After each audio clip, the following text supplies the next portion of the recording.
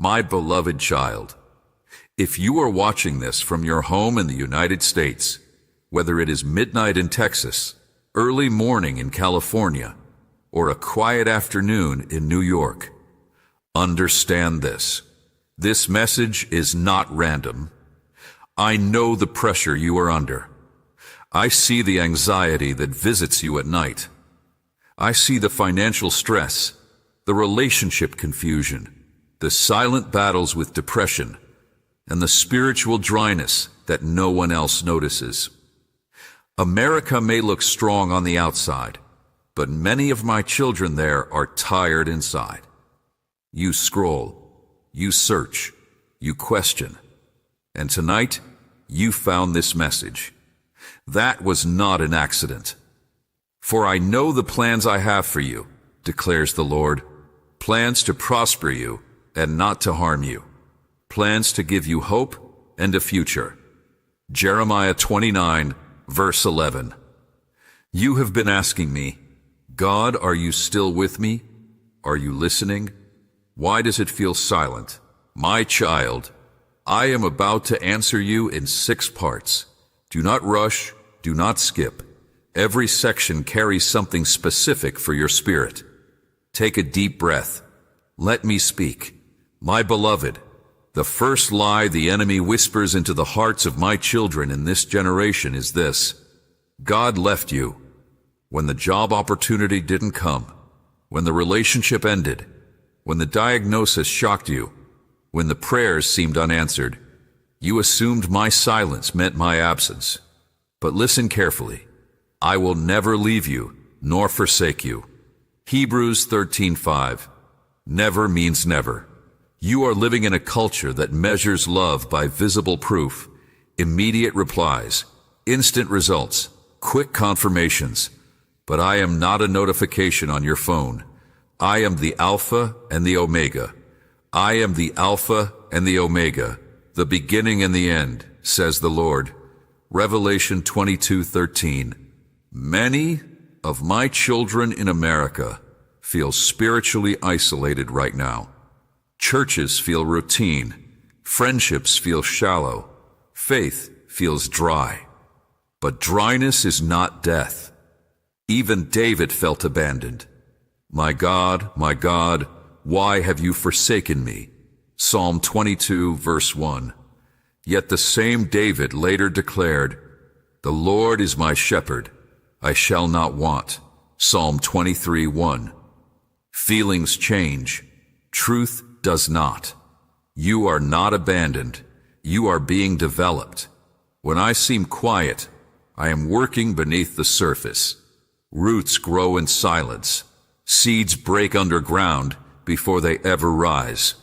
Consider Joseph. He was betrayed by his brothers, sold into slavery, falsely accused, thrown into prison. For years, it looked like I had left him. But what did Joseph later say? You intended to harm me, but God intended it for good. Genesis 50:20. My child, what you are calling abandonment is positioning. You wanted comfort.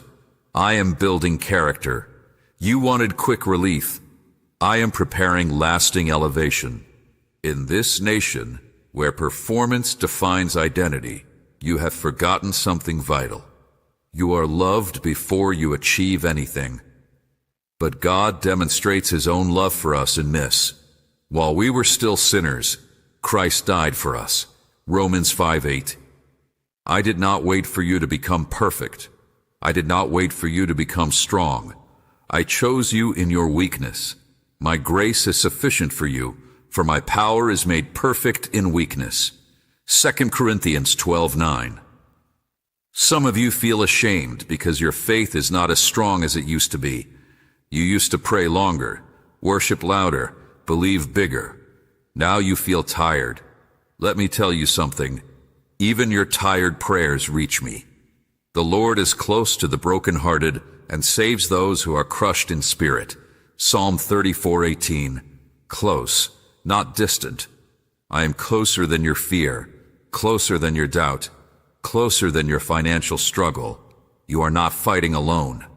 In this season I am teaching you to trust my presence, not your perception, for we walk by faith, not by sight.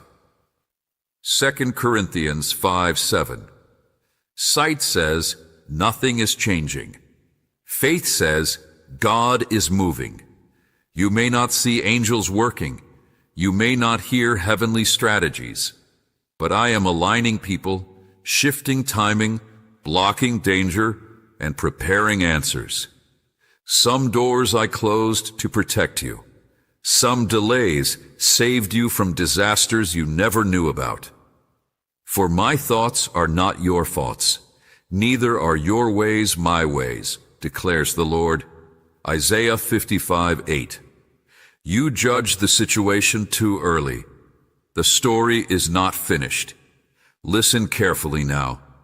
The pressure you are feeling is proof that you are in transition. Just as gold is refined in fire, I am refining you. He will sit as a refiner and purifier of silver. Malachi 3:3. Refining burns, but it does not destroy. The enemy wants you to interpret refinement as rejection. But I say to you, you are being strengthened. You are being stretched. The version of you that will walk into your next season cannot carry the insecurity, fear, and dependence of your last season. So I am reshaping you. Yes, it feels uncomfortable, but growth always does. Before David wore a crown, he fought lions in secret. Before Moses led a nation, he wandered in the wilderness. Before Jesus began his ministry, he fasted in the desert. Then Jesus said, "In this world you will have trouble, but take heart. I have overcome the world." John 16:33. Take heart, not panic, not quit, not surrender to fear. Take heart, because I am still writing your testimony.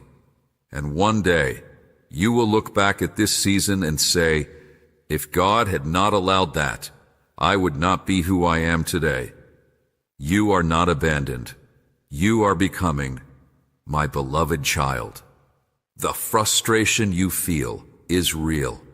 The pressure is real. The tension in your home, the stress at your workplace, the misunderstanding in your relationships, all of it feels visible and tangible. But what you must understand now is this: what you see is not the true source of the battle. You have been trying to fight people. You have been trying to fix circumstances. You have been trying to control outcomes. But the root is deeper. For we wrestle not against flesh and blood, but against principalities, against powers, against the rulers of the darkness of this world, against spiritual wickedness in high places. Ephesians 6:12. Your struggle is not really against your boss. It is not really against your spouse. It is not really against your critics. There is a spiritual war over your focus, your peace, your identity, and your future. The enemy does not always attack you with obvious evil. Sometimes he attacks you with distraction. Sometimes with exhaustion. Sometimes with comparison. Sometimes with subtle doubt that whispers, maybe God won't come through this time. In a culture filled with noise, social media opinions, political division, economic uncertainty, moral confusion, your mind has become a battlefield. And the enemy knows that if he can control your thoughts, he can influence your direction. For as he thinks in his heart, so is he. Proverbs 23:7. The war begins in the mind. That anxiety you feel at night, that sudden wave of discouragement, that irrational fear about tomorrow, those are not random emotions. They are arrows.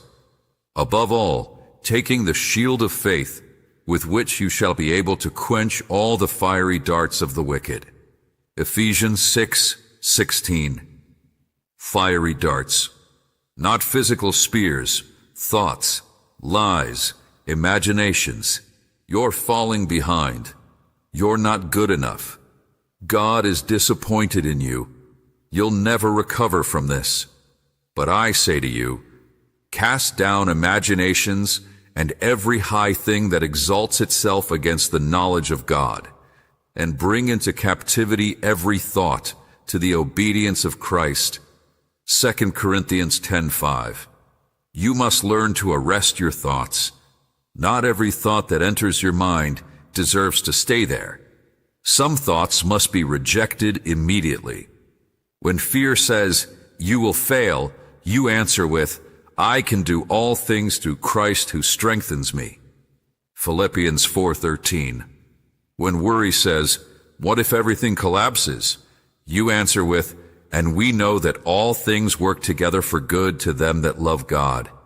Romans 8:28. When guilt says, you've messed up too much, you answer with, there is therefore now no condemnation to those who are in Christ Jesus. Romans 8:1. You do not win spiritual battles with anger. You do not win spiritual battles with revenge. You win them with truth. Jesus himself showed you this pattern. When he was tempted in the wilderness, Satan came with lies and distortions. But Jesus did not argue emotionally. He responded with Scripture. It is written. Matthew 4:4. 3 times he said it. It is written. The word is your weapon. And take the helmet of salvation and the sword of the Spirit, which is the word of God. Ephesians 6:17. Notice, the sword is not your opinion. It is not your feelings. It is the word. Many of my children feel defeated because they are fighting spiritual battles with emotional reactions instead of spiritual authority. You must stand. Put on the whole armor of God, that you may be able to stand against the wiles of the devil. Ephesians 6:11. Stand when it feels uncomfortable. Stand when your emotions fluctuate. Stand when answers delay. Standing does not mean you are not hurting. It means you refuse to surrender. Some of you are under attack because you are close to breakthrough. The enemy intensifies pressure when he senses movement. He does not waste resources on people who are spiritually asleep. The very fact that you feel resistance means you matter. Submit yourselves therefore to God. Resist the devil, and he will flee from you. James 4:7. Notice the order. Submit first, resist second. Submission strengthens resistance. When you surrender your pride, your timeline, your need to control, you become spiritually aligned. And alignment produces authority. You are not powerless. Behold, I give you authority over all the power of the enemy. Luke 10:19. Authority does not mean absence of battle. It means you fight from victory, not for victory. The cross already secured your position. He disarmed the powers and authorities. He made a public spectacle of them, triumphing over them by the cross. Colossians 2:15. The enemy's greatest weapon is deception. He wants you to believe the battle is bigger than your God. But listen carefully. Greater is he that is in you than he that is in the world. 1 John 4:4. Greater, not equal, not barely stronger, greater. The spiritual atmosphere around you may feel heavy, but heaviness breaks in my presence. You will keep him in perfect peace, whose mind is stayed on you. Isaiah 26:3. Peace is not the absence of war. It is stability in the middle of it. And I am teaching you stability. Some relationships are being shaken because I am exposing what is not aligned with your destiny. Some opportunities are closing because they would have drained your calling. Some battles are permitted because they are building spiritual muscle. No soldier becomes strong without resistance. Endure hardship as a good soldier of Christ Jesus. 2 Timothy 2:3. Endure does not mean enjoy, it means persist. This season is not punishment, it is preparation. The battle is not to destroy you, it is to develop discernment, to teach you to pray deeper, to rely on me more than on systems, to trust my voice above cultural noise. Be still now, and remember, the Lord will fight for you. You need only to be still. Exodus 14:14. Stillness is not passivity, it is confidence. You are not fighting alone. Angels move when you pray. Chains break when you worship. Darkness shifts when you declare truth. The unseen realm responds to faith. So stop blaming the visible. Stop fighting the wrong enemy.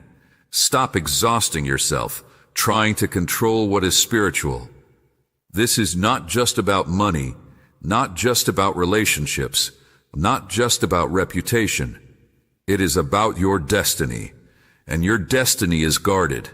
No weapon formed against you shall prosper. Isaiah 54:17. Formed does not mean successful. The battle you are in right now is proof that your life carries weight in the kingdom. You are not crazy. You are not weak. You are not abandoned. You are in a spiritual war, and you are equipped to win. My beloved child, the waiting has been heavier than you expected. You prayed with confidence. You believed with excitement. You even told others what you felt I had promised you. But then, silence. Days turned into weeks, weeks into months, months into what feels like an endless stretch of uncertainty. And now you are wondering if I changed my mind about you. You are wondering if maybe you misunderstood me. You are wondering if perhaps the door closed because you were not worthy after all. But listen carefully and let this settle into your spirit. Delay is not denial. I am not withholding from you to harm you. I am aligning things you cannot yet see. For the vision is yet for an appointed time. Though it tarry, wait for it, because it will surely come, it will not tarry. Habakkuk 2:3. Notice that I said appointed time, not random time, not accidental timing, appointed. That means there is a schedule in heaven that does not always match the urgency of earth.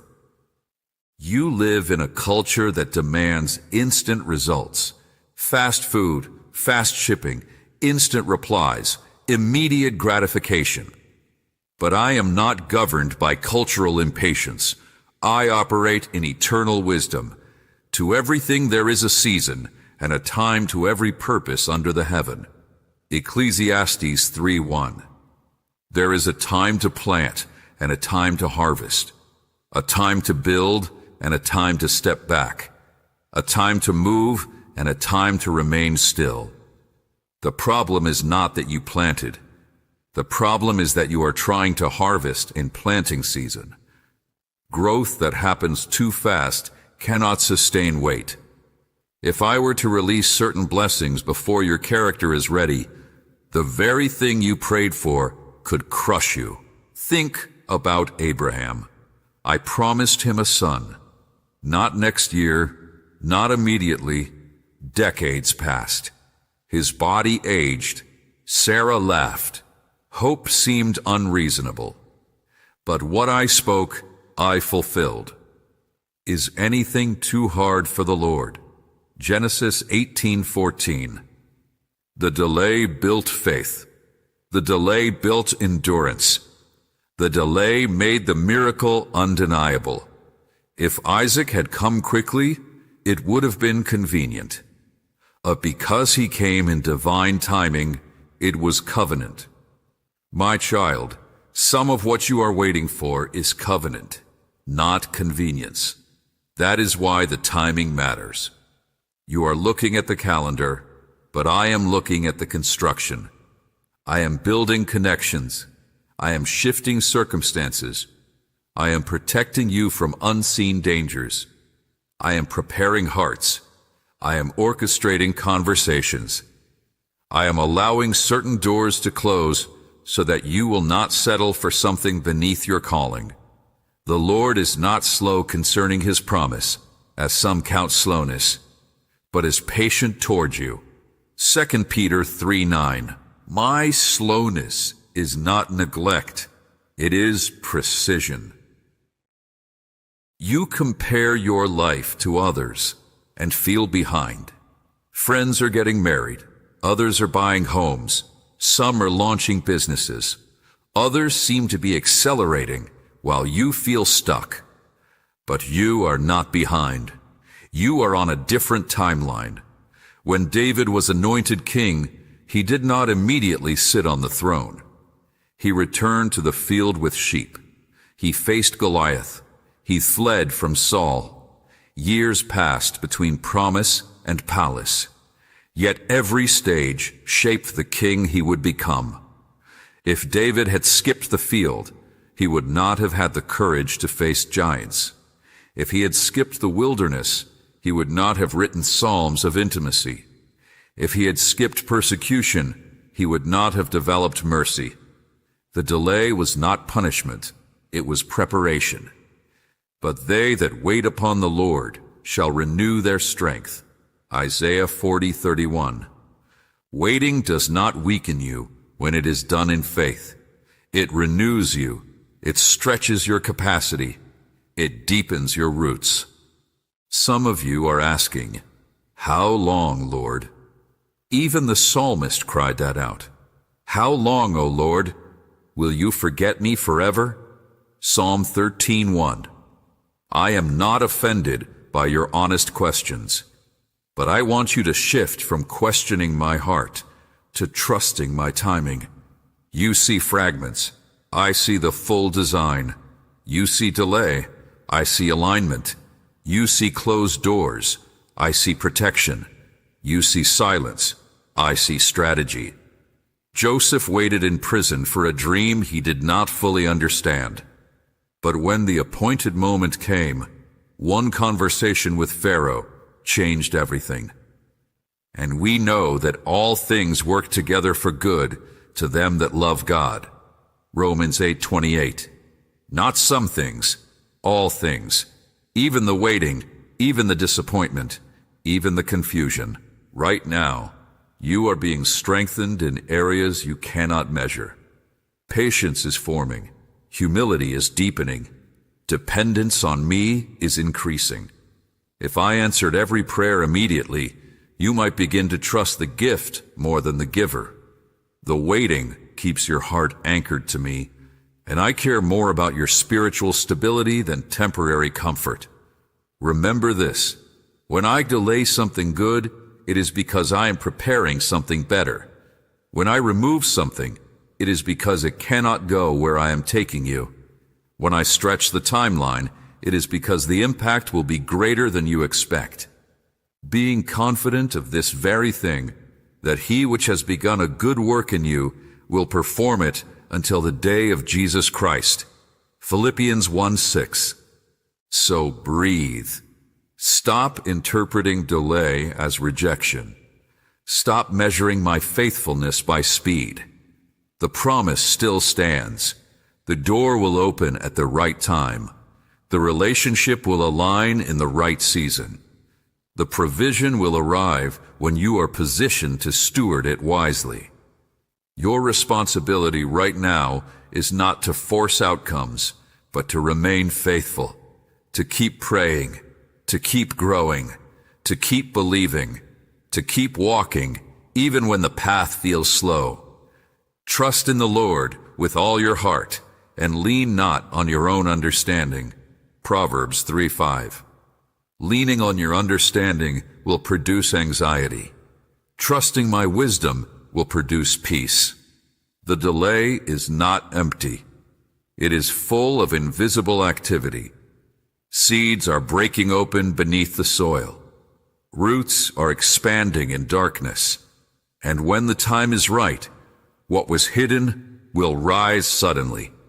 What feels slow will accelerate. What seemed impossible will unfold. Do not give up 5 minutes before your breakthrough. Do not surrender your faith in the middle of the process. I am not teasing you with promises. I am preparing you for fulfillment. And when it happens, you will realize that if it had come earlier, you would not have been ready to sustain it. Stay steady. Stay hopeful. Stay anchored. Your delay is divine timing. My beloved child, you have grown used to slow movement. You have adjusted your expectations. You have quietly told yourself not to hope too loudly, because disappointment felt too heavy before. But I need you to prepare your heart for something different. The season you have been in, the waiting, the stretching, the refining, has not been pointless. It has been positioning. And when positioning is complete, movement follows. The shift that is coming into your life will not look like gradual improvement. It will look like sudden alignment. It will feel like acceleration after stagnation, because that is how I move when the appointed time arrives. For I, the Lord, will hasten it in its time. Isaiah 60:22. Notice those words carefully. Hasten it in its time.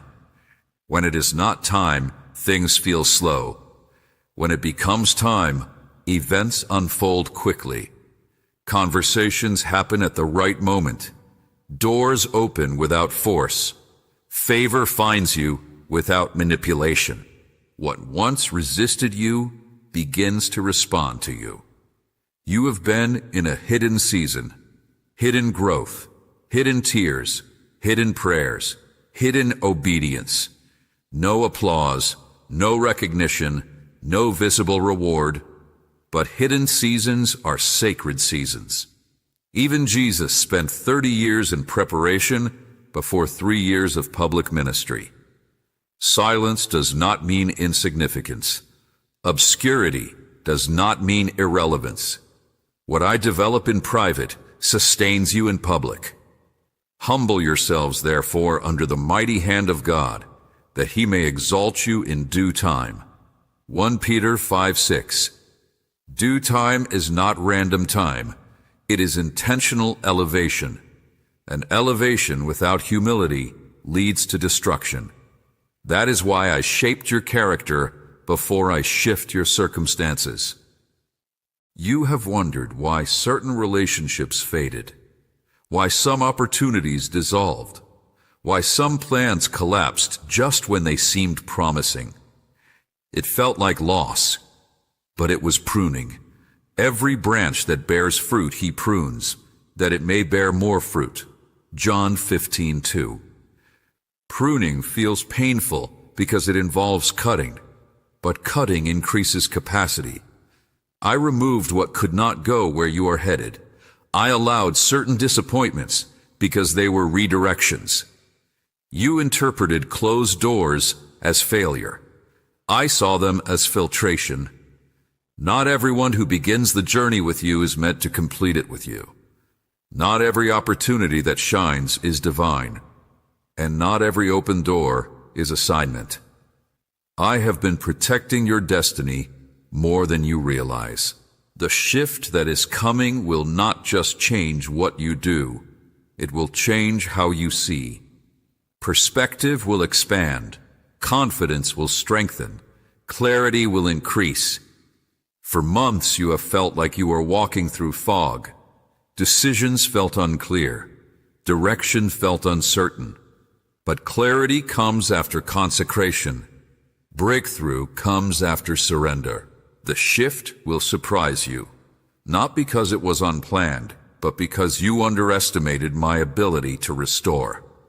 You counted yourself out too early. You assumed the setback was permanent. But I am the God who restores years. I will restore to you the years that the locust has eaten. Joel 2:25. Restoration is not partial. It is intentional. What seemed wasted will be woven into testimony. What seemed broken will become wisdom. What seemed delayed will amplify gratitude. The pain you endured will give you compassion. The confusion you survived will give you discernment. The waiting you endured will give you endurance. Do not sabotage your shift by returning to what I delivered you from. When momentum begins, do not look back at Egypt. When opportunity appears, do not shrink from it because of fear. Forget the former things. Do not dwell on the past. Isaiah 43:18. You cannot step fully into what is ahead while emotionally camping in what is behind. Release resentment. Release regret. Release self-doubt. Your next season requires emotional lightness.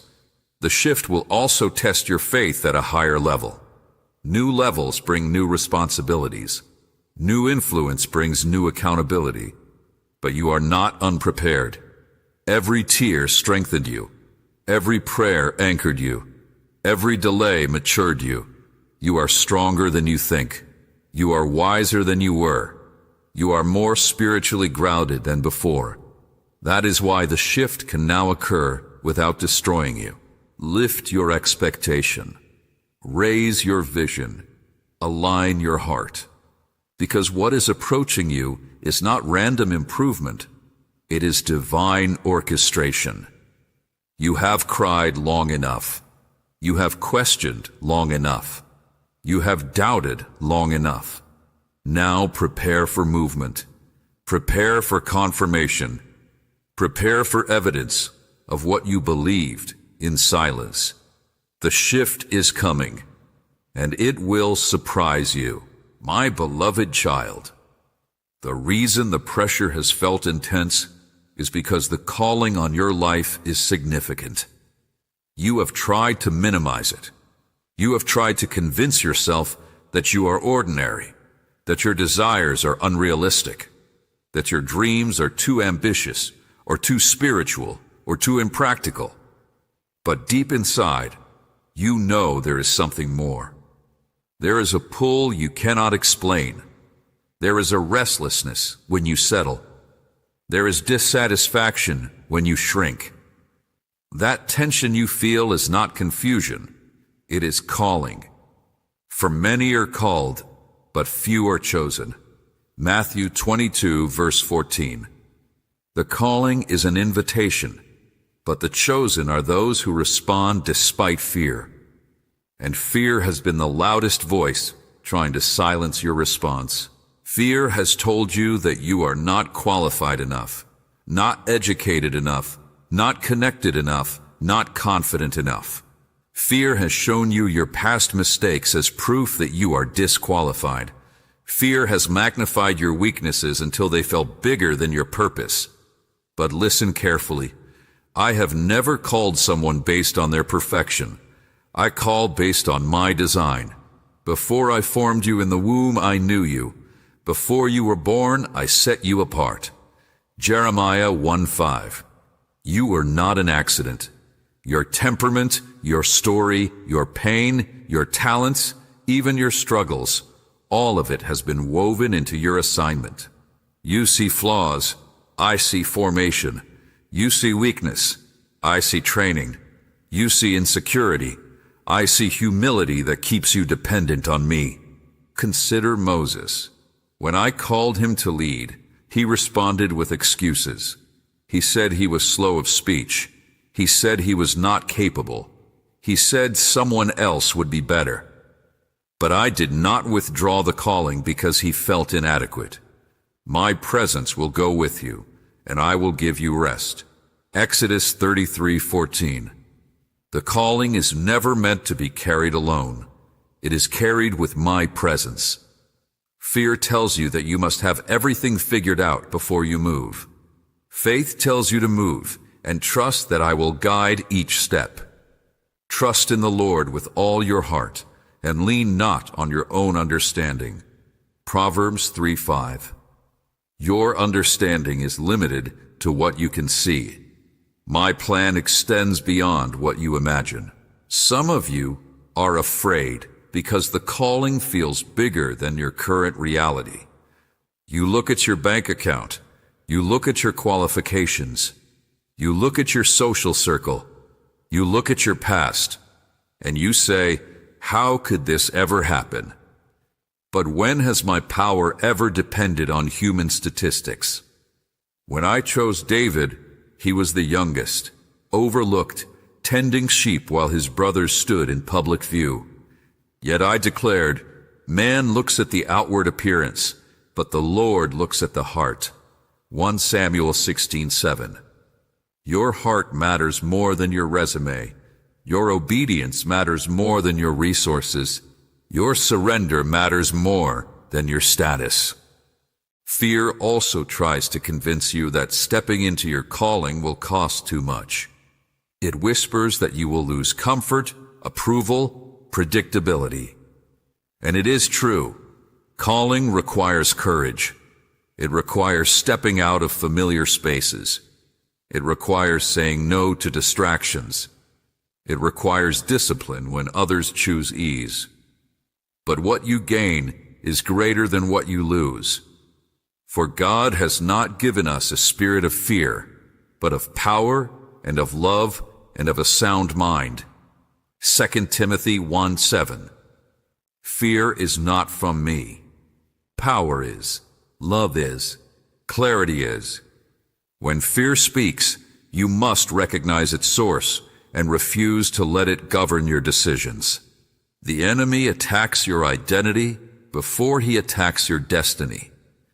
If he can make you doubt who you are, you will hesitate to walk in what you are called to do. That is why you must anchor yourself in truth. You are a chosen generation, a royal priesthood, a holy nation, his own special people. 1 Peter 2:9. Chosen, royal, set apart. Those words are not poetic exaggeration. They are spiritual reality. You are not trying to become chosen. You already are. The calling is not something you create. It is something you discover through obedience. Do not wait until fear disappears before you act. Courage is not the absence of fear. It is movement despite fear. When Peter stepped out of the boat, the waves were still present, but he walked because his focus was on me. Immediately, Jesus stretched out his hand and caught him. Matthew 14:31. Even when your faith wavers, my hand remains steady. I do not expect flawless execution. I expect faithful obedience. Each small step strengthens your confidence. Each act of courage weakens fear's grip. Some of you are called to lead, some to create, some to teach, some to serve, some to build businesses that operate with integrity, some to restore families, some to speak truth in environments where compromise is common, some to intercede in prayer for communities and cities. The calling is diverse, but the source is the same, and the calling will continue to stir within you until you respond. Ignoring it will not silence it.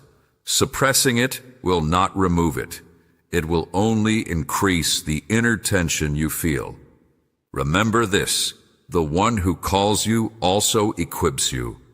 Faithful is he who calls you, who also will do it. 1 Thessalonians 5:24. If the vision feels larger than you, that is confirmation that it requires me.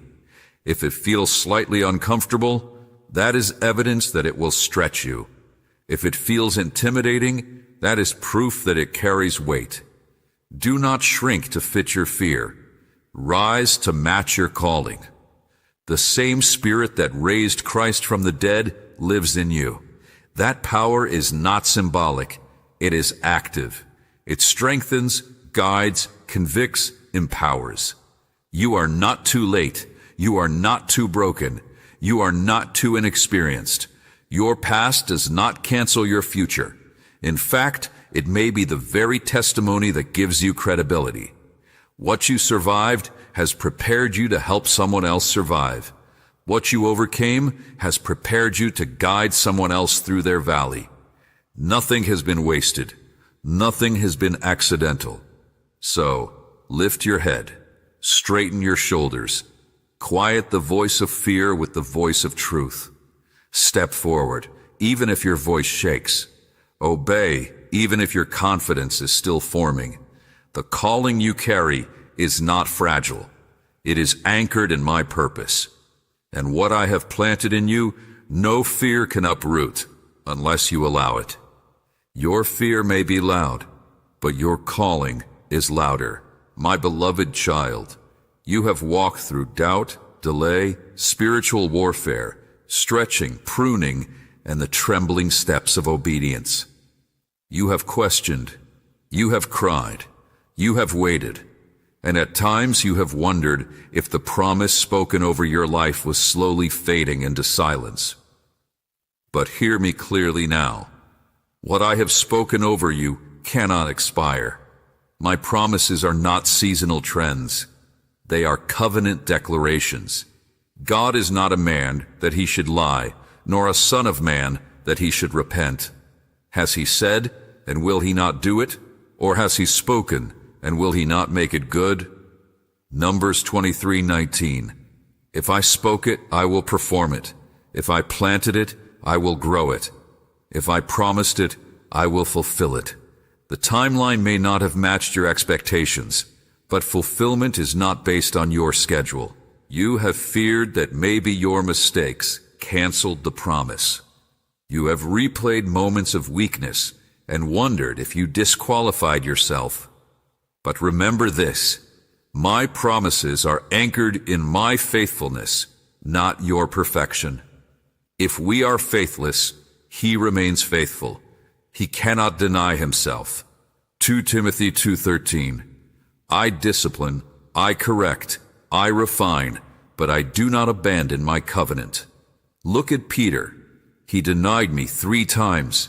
He wept bitterly. Yet I restored him and used him to build the early church. Failure did not erase his calling. It deepened his humility. Your lowest moments have not shocked me. I saw them before you lived them, and I still called you. The promise over your life has been contested because it carries weight. Opposition is often confirmation. The enemy does not attack what is empty. He attacks what is valuable. But what he intended to discourage you will ultimately strengthen your testimony. No weapon formed against you shall prosper. Isaiah 54:17. Formed does not mean effective. Designed does not mean victorious. The weapon may have been crafted, but it will not succeed.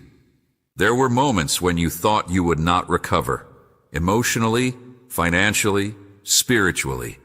Yet here you are, still breathing, still believing, still standing. That alone is evidence of preservation. There is a day coming when you will look back at this season and recognize it as the chapter that built your faith. The tears you cried in private will become the oil of compassion you pour into others. The nights you lay awake worrying will become stories you share to strengthen someone else. And we know that all things work together for good to those who love God, to those who are called according to his purpose. Romans 8:28. All things, not just the victories, not just the highlights, even the setbacks, even the heartbreaks, even the confusion. I waste nothing. What felt like a detour was development. What felt like delay was design. Your testimony will not just be about what you gained. It will be about who you became. Before the promise manifests externally, it transforms internally. You are not the same person you were when this journey began. You are more discerning, more prayerful, more grounded, less impressed by shallow success, less shaken by temporary storms. The process matured you, being confident of this very thing, that he who began a good work in you will carry it on to completion. Philippians 1:6. Completion is guaranteed because the author is faithful. I do not start stories I do not intend to finish. There will be a moment, maybe not loud, maybe not public at first, when you realize the promise has arrived. It may come through a phone call, a signature, a healed relationship, an open door, an unexpected opportunity, a restored peace in your spirit. And when it happens, it will not feel like luck.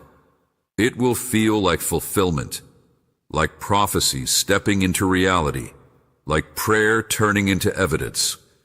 The Lord has done great things for us, and we are filled with joy. Psalm 126, verse 3. Joy will replace anxiety. Gratitude will replace doubt. Confidence will replace fear. And you will understand why the process took the time it did. But do not think the testimony is only for you. Your breakthrough will strengthen others. Your story will remind someone not to quit. Your perseverance will inspire someone to trust again. Let the redeemed of the Lord say so. Psalm 107, verse 2. There is power in declaring what I have done. Silence keeps others trapped in hopelessness. Testimony releases faith into atmospheres of despair. The enemy tried to silence you with discouragement. I will use your voice to declare deliverance. Even after fulfillment, stay humble, stay anchored, stay grateful. Remember who carried you when you felt weak. Remember who sustained you when you almost gave up. Remember who guided you when you could not see. Trust in the Lord forever, for the Lord himself, is the rock eternal. Isaiah 26:4. The promise is not the final destination. Relationship with me is. The blessing is not greater than the blesser. The gift is not greater than the giver. Let success draw you closer, not distract you. Let favor increase your faithfulness, not your pride. The promise will be fulfilled because I am faithful. It will not bypass you. It will not forget you. It will not choose someone else because you struggled. It is tied to your obedience and my timing. You have endured the refining. You have survived the waiting. You have resisted the lies. Now prepare to rejoice. Prepare to step into answered prayer. Prepare to see tangible evidence of what you believed in darkness. One day you will say, if the Lord had not been on my side. Psalm 124:1. And you will finish that sentence with gratitude instead of grief. The story is not ending in defeat. It is concluding in fulfillment. And when you testify, you will not glorify your strength. You will glorify my faithfulness. The promise will be fulfilled, and you will testify.